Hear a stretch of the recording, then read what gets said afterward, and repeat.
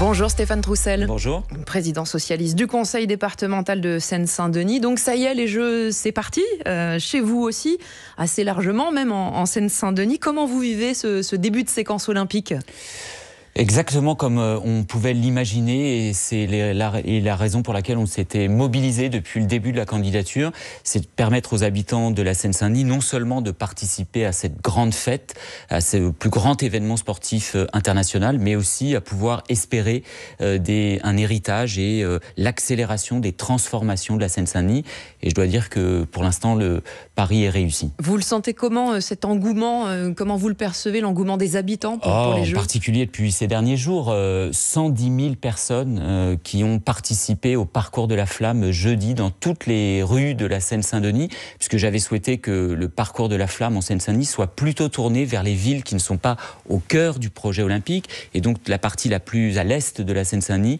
Dès 8h du matin, la flamme à Noisy-le-Grand, à l'extrême est de la Seine-Saint-Denis, il y avait déjà du monde, et ça s'est poursuivi par exemple jeudi soir, quand on a ouvert le grand parc des Jeux, le plus grand parc de célébration des Jeux Olympiques de France.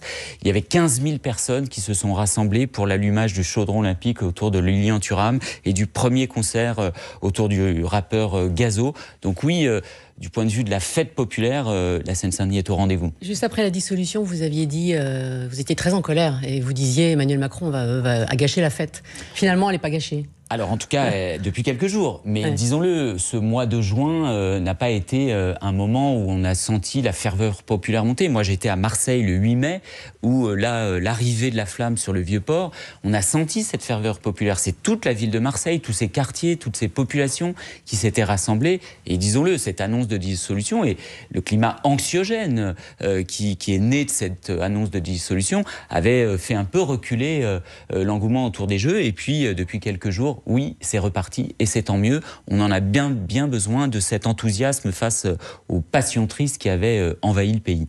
Donc désormais, vous l'acceptez pleinement, cette trêve olympique, cette bulle de l'olympisme. Mais en tout cas, bien évidemment que ce mot de trêve olympique, c'est un beau mot, parce que la trêve olympique, elle a vocation à rassembler les nations, à porter cette haute exigence de la paix. Et je pense en ce moment aux populations civiles, les Ukrainiens qui sont sous les bombes de Poutine et les Palestiniens de Gaza qui sont sous les bombes de Netanyahou.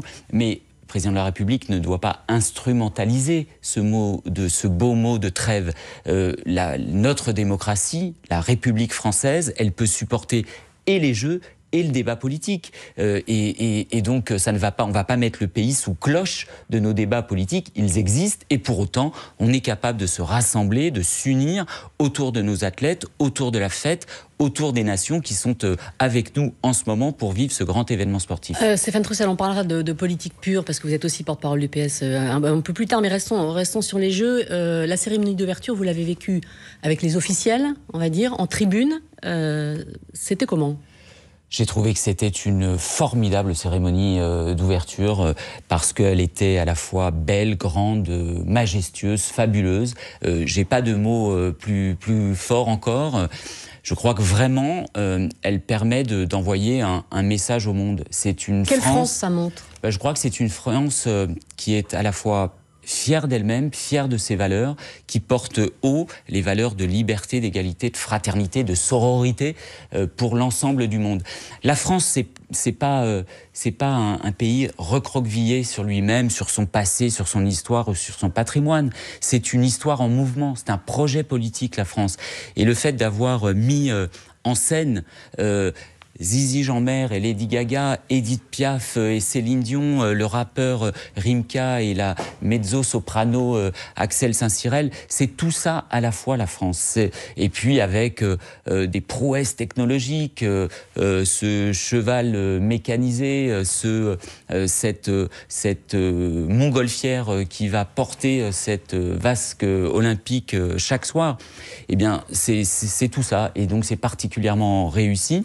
Et encore une fois, la France, c'est un projet politique. On ne demande pas aux gens ce qu'ils sont, d'où ils viennent.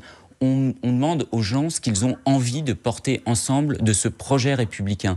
Et donc, oui, je crois que ça nous permet une fierté renouvelée, d'une certaine manière. Bien évidemment, il faudra entretenir cette flamme de ce récit républicain que nous devons opposer à ces passions tristes, à ceux qui ont une vision recroquevillée de ce que nous sommes et de notre identité. L'idéal, c'est de regrouper, de réunir, de faire nation autour des Jeux Olympiques. Comment vous regardez ce qui s'est passé, la polémique qu'il y a autour... Alors, quand vous entendez par exemple l'Église catholique, très choquée par la scène revisitée avec des drag queens, est-ce qu'au final vous vous dites mais bon, les uns les autres finalement vont s'y retrouver? Comment vous appréhendez ça? Mais que individuellement ou en raison de nos histoires, de nos parcours, de nos convictions, qu'elles soient philosophiques, religieuses ou politiques, il y ait tel ou tel aspect qu'on aime plus ou moins, chacun peut le comprendre.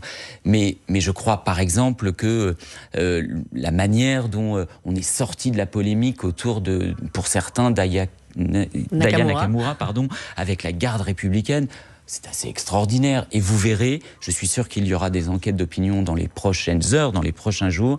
Et je suis persuadé que l'approbation sera très massive dans le cœur des Français. On en a entendu déjà des spectateurs se dire très fiers d'être français aussi après avoir vu cette cérémonie. Exactement. Ce patriotisme-là, il vous satisfait? Il vous a fait plaisir? Parce que moi, je crois que nous devons, ceux qui portons cette idée-là, cette idée d'une République française qui est fière de ce qu'elle a toujours porté, c'est-à-dire une identité, encore une fois, qui n'est pas faite d'origine, de couleur de peau, de convictions religieuses, mais qui est faite au contraire de valeurs qui nous permettent de faire société commune et de porter ce projet républicain. Et avec des valeurs universelles, eh bien, je crois que justement, c'est cette identité française-là que les Français sont fiers de porter, ont été fiers finalement de porter de manière renouvelée avec cette cérémonie. Vous êtes devenu très, je ne sais pas si je vais employer un néologisme, géophile, on peut dire ça, contrairement sans doute à une partie de la gauche, et je me demandais, moi, l'homme de gauche que vous êtes,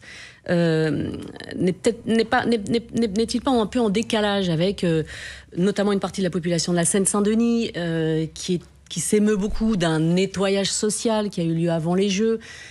Comment vous vous accommodez de ça? Moi, j'ai toujours dit que je n'étais pas un JOBA. Je ne suis pas un JOBA. Je sais les débats, les critiques, les limites.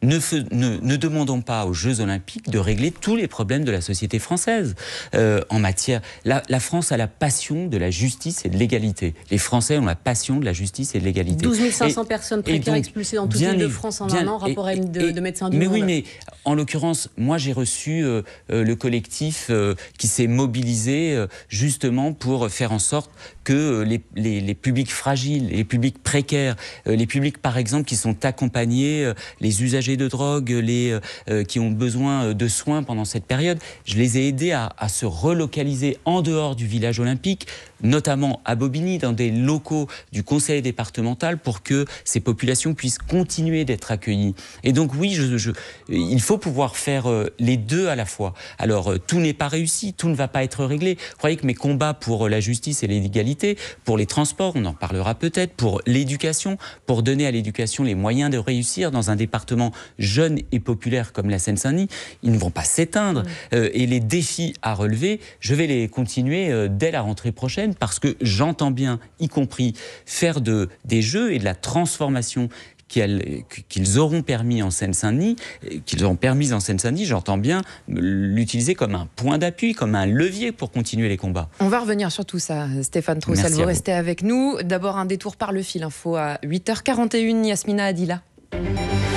La France, championne olympique de rugby à 7, première médaille d'or pour les Bleus dans ces Jeux de Paris 2024. 4 titres au total au compteur tricolore obtenus hier, de l'argent en escrime et en judo. Et du bronze également en judo. On attend aujourd'hui l'entrée en liste du surdoué de la natation française, Léon Marchand, sur le 400 mètres 4 nages. Ce drame lors d'un mariage dans le Cantal, un mort et 4 blessés après l'effondrement hier soir d'une terrasse d'une salle polyvalente de Saint-Pierre. Une centaine de personnes assistaient à cette fête. L'Iran met en garde Israël contre les conséquences d'une attaque au Liban. L'armée israélienne a mené des frappes cette nuit contre des cibles du Hezbollah au Liban. Le mouvement islamiste soutenu par l'Iran est accusé accusé par l'État hébreu d'avoir mené une attaque hier qui a fait 12 morts sur le plateau du Golan, un territoire annexé par Israël. L'incendie qui sévit depuis mercredi dans le nord de la Californie devient incontrôlable. C'est l'un des plus importants jamais enregistrés dans cet état de l'ouest des États-Unis. Des milliers de personnes ont dû être évacuées. Météo France place 13 départements en vigilance orange aux orange canicule. Une grande partie de l'Occitanie et de la Nouvelle-Aquitaine, mais aussi les Deux-Savoie. Les très fortes chaleurs sont prévues jusqu'à mercredi. France Info.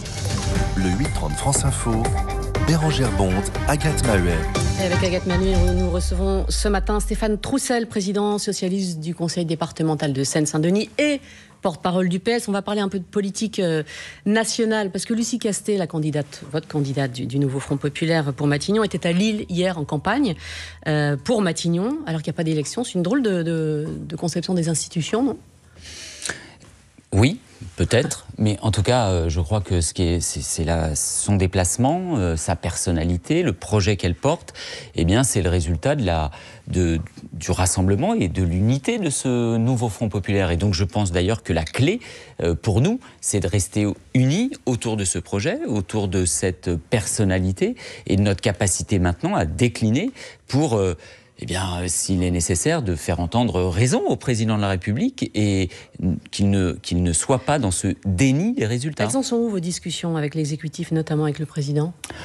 Écoutez, je crois pas. Enfin, ça sent l'impasse. En gros, comment on sort de l'impasse ? D'abord, comment on sort de cette situation, la clé, encore une fois, c'est de rester unis. La gauche, elle est arrivée en tête. Contre toute attente, j'ai envie de dire. Elle est arrivée en tête, elle dispose, il faut le reconnaître, d'une majorité relative, mais elle est la première force politique de l'Assemblée nationale. Donc c'est de rester unis autour de ce projet, autour de cette personnalité, y compris d'aller à la rencontre des Français. Pourquoi je dis qu'il faut aller à la rencontre des Français ? Parce que la deuxième clé, de mon point de vue, c'est de mobiliser la société civile organisée.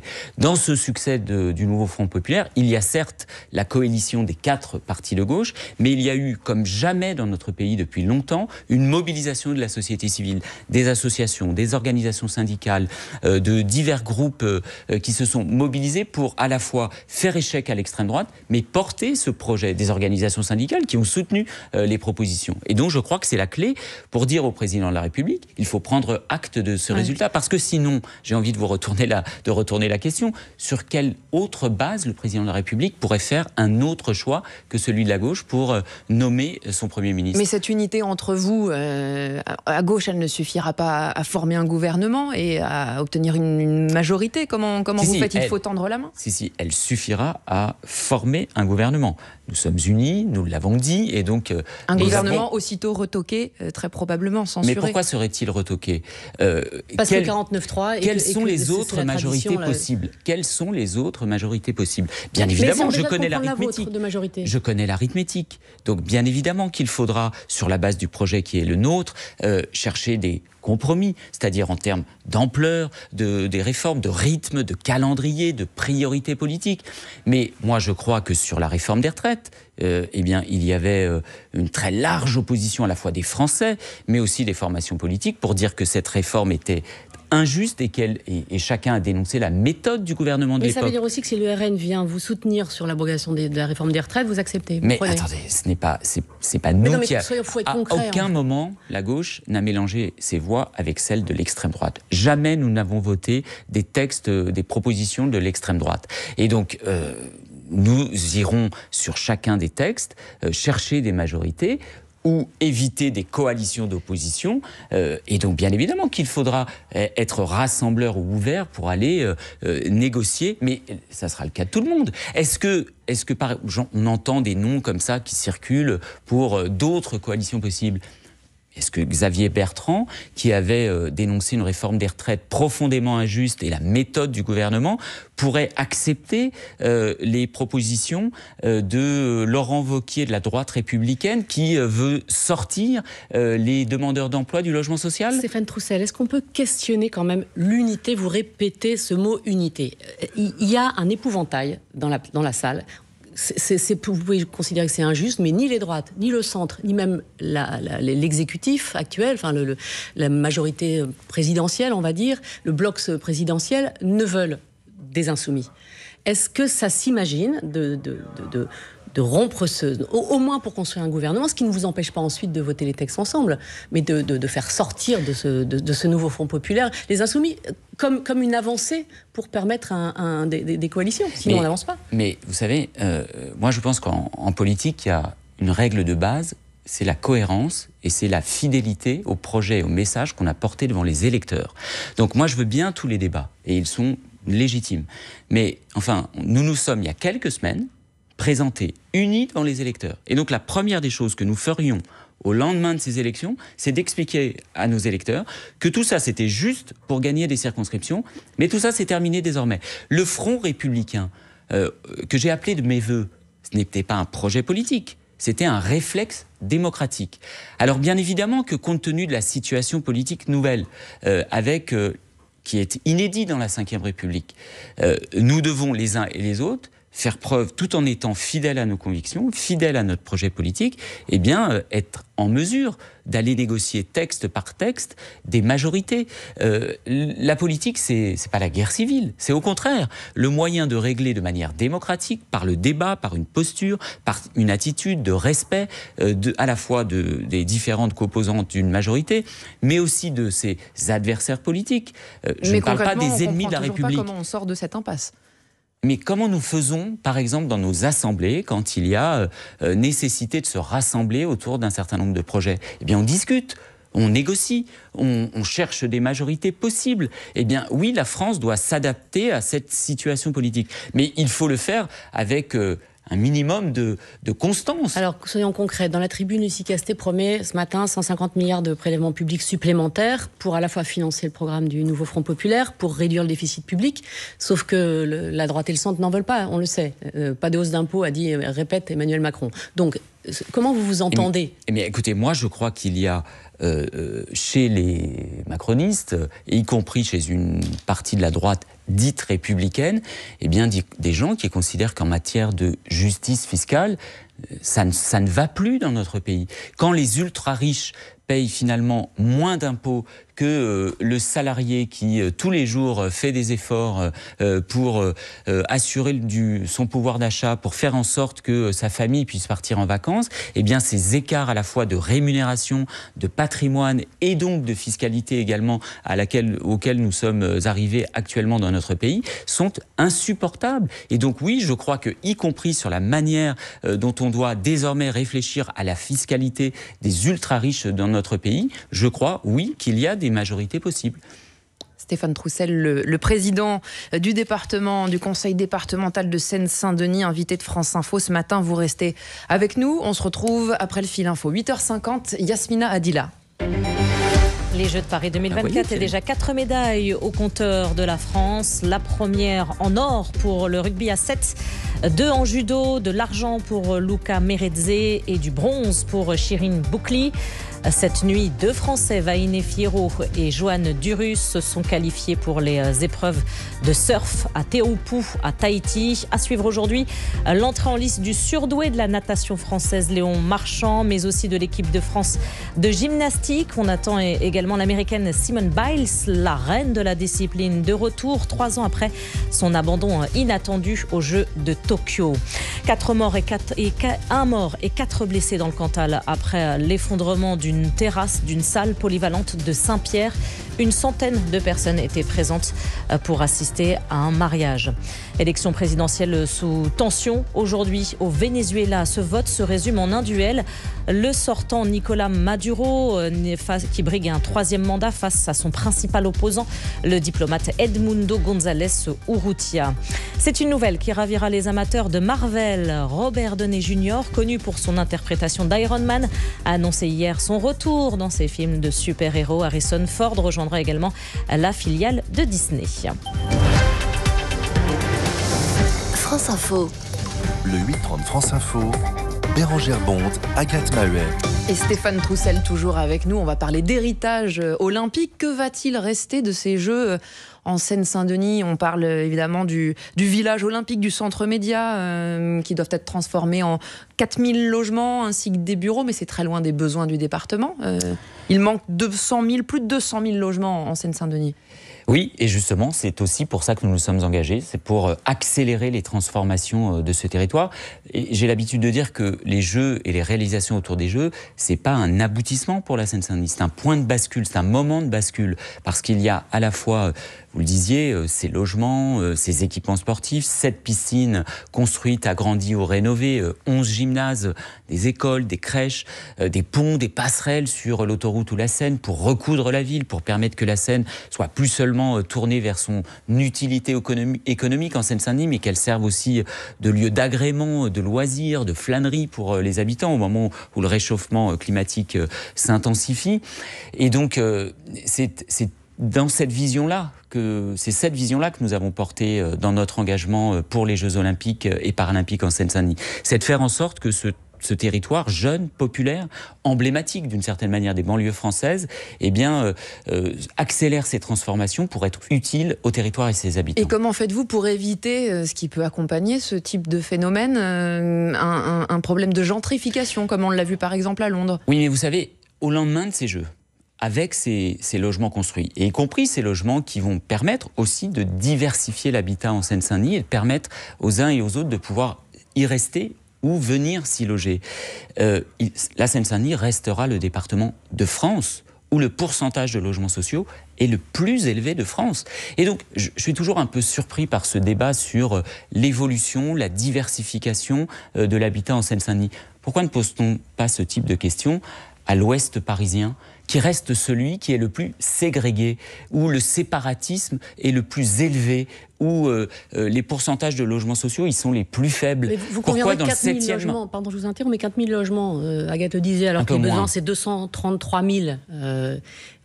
Pourquoi les 3/4 du village des athlètes vont être, il y a des raisons financières, on va dire, mais si j'ai bien compris, les 3/4 du village qui doivent être vendus, soit à des particuliers, soit pour des résidences étudiantes, des hôtels et autres. Et parce que les citoyens et les maires de ces communes l'ont voulu, madame.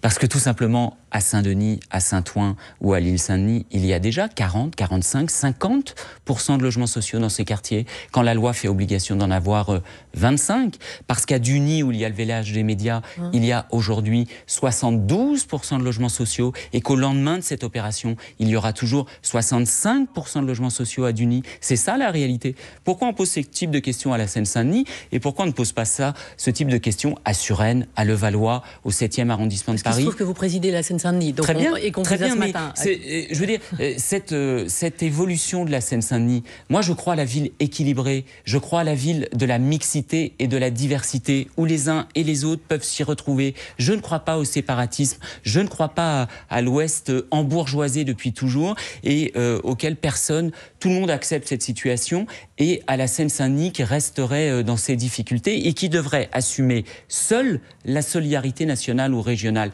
Nous croyons à l'équilibre, à la mixité, à la diversité. C'est une force. C'est ça qui assure la cohésion de la société. Est-ce que les Jeux ont créé des emplois pérennes? Oui, alors en tout cas, ils en ont créé notamment avant et pendant les Jeux. Combien? Parce que, par exemple, nous avions exigé que dans toutes les heures travaillées pendant les Jeux, il y ait 10 heures d'emploi, 10% des heures travaillées qui soient consacrées à l'insertion professionnelle. Sur les 4000 emplois d'insertion, il y a eu 2000 bénéficiaires, 4000 pour toute la France, 2000 qui sont des personnes originaires de la Seine-Saint-Denis, des jeunes en difficulté d'insertion, des plus âgés en besoin de réinsertion professionnelle.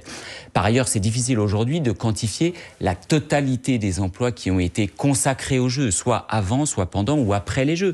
Je compte bien que ces changements de la Seine-Saint-Denis soient des éléments d'attractivité pour renforcer l'attractivité économique du territoire et des emplois créés à destination des habitants. C'est vrai que nous avons une difficulté en Seine-Saint-Denis, c'est qu'il y a de l'activité économique, des emplois qui sont créés, mais ils sont trop peu souvent occupés par des habitants de la Seine-Saint-Denis, parce que nous sommes un territoire jeune, avec des niveaux de qualification ou de formation qui sont plus faible que ce qui est exigé pour ces emplois. Et c'est tout l'enjeu aussi de notre mobilisation sur les questions d'insertion, de formation et d'éducation. Une autre forme d'héritage, disons, attendue par les organisateurs et sans doute par vous aussi, c'est la pratique du sport. Alors qu'un enfant sur 2 ne sait pas nager à l'entrée en 6e, comment espérez-vous voir cela se traduire chez vous ? Eh bien, ça fait partie de ce qu'on appelle l'héritage immatériel. C'est par exemple 10 000 gamins de la Seine-Saint-Denis qui ont pu bénéficier de stages d'apprentissage, du savoir nager ou de l'aisance aquatique depuis 3 ans. C'est 7 piscines construites, rénovées ou agrandies qui ont été construites pour les Jeux Olympiques et Paralympiques, soit bien sûr cette piscine emblématique, le Centre aquatique olympique de Saint-Denis, mais aussi les autres qui servent de site d'entraînement pendant les Jeux et qui vont nous permettre, par exemple, dans la partie la plus à l'ouest de la Seine-Saint-Denis, qui a été la plus carencée en équipements sportifs, notamment en piscine, qui va nous permettre de nous remettre exactement dans la moyenne nationale. Et donc oui, il faudra continuer cet effort. Et d'ailleurs, ça ne retombera pas. Les spécialistes disent que les 2 années après les Jeux, on revient au point de départ. C'est un des enjeux. C'est un des enjeux. Par exemple, quand le ministre de l'économie ratiboise le budget du sport, alors même qu'il va falloir poursuivre les efforts au lendemain des Jeux, eh bien, ça fait partie des batailles qu'il faut mener à la rentrée, que les programmes qui ont été financés par le département et le comité d'organisation, eh bien que ce ne soit pas le département seul qui les poursuive, que l'État soit à nos côtés, le budget du ministère des Sports par exemple, qui soit enfin mis au niveau de nos ambitions d'être une grande nation sportive au lendemain des Jeux. Stéphane Troussel, président du conseil départemental de Seine-Saint-Denis, invité ce matin du 8h30 France Info.